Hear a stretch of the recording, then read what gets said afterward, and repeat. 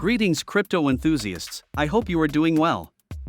Today, I will try to answer a question that many of us have asked ourselves at some point.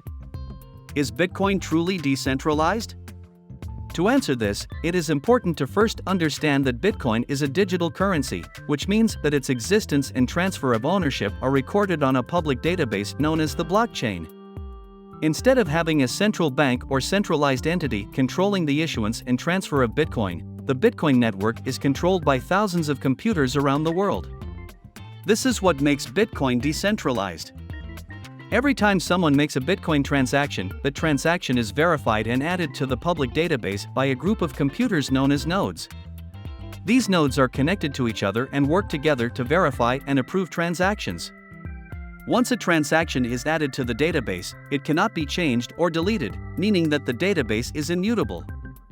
In addition, Bitcoin uses a decentralized consensus system known as proof of work.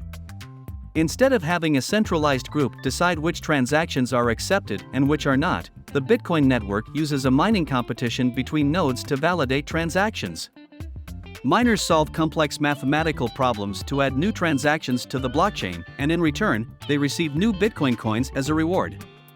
This ensures that no central entity has absolute control over the Bitcoin network. And is that all? No. Now let's suppose that some of the apocalyptic scenarios that many of us think about actually happen, and that the elite stick their noses in, as they always do. If you're enjoying the content, please help me by sharing it with your family and friends. Now let's suppose, what if a large corporation were to take control of the majority of Bitcoin mining hash rate, meaning that it has more than 51% of the network's processing power? In that scenario, they could theoretically control the network and carry out malicious actions.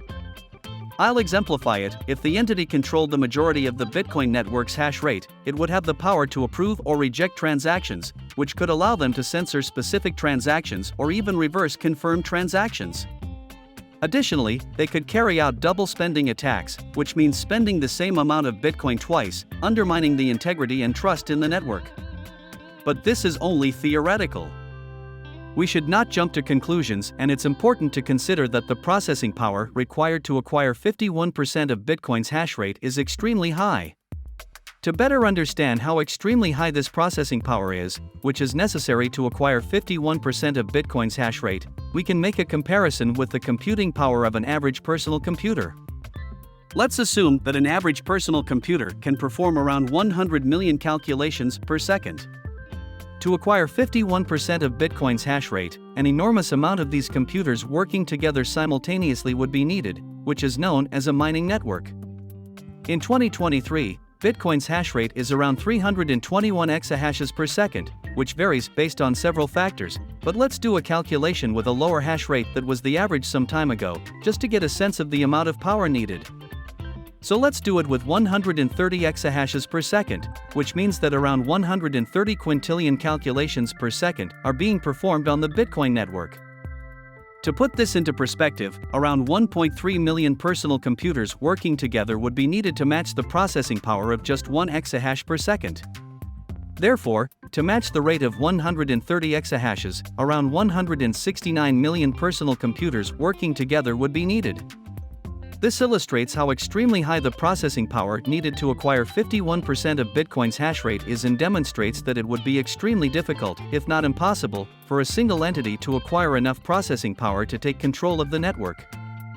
Furthermore, the decentralized nature of Bitcoin mining means that there are thousands of miners working together on the network, making it almost impossible for a single entity to control the majority of the hash rate.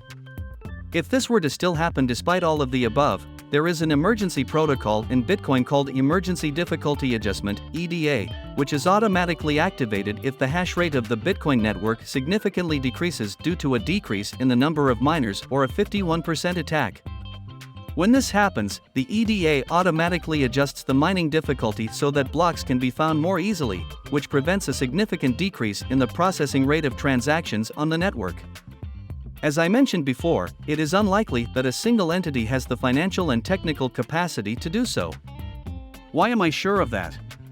Because even though the powerful want to see humanity enslaved, it takes more than power, money, and resources to do so. It takes us all to allow it, and in my humble opinion, that's not going to happen. Let's keep in mind what Abraham Lincoln said: "No man is good enough to govern another man without that other's consent." However, it's important to remember that nothing is infallible.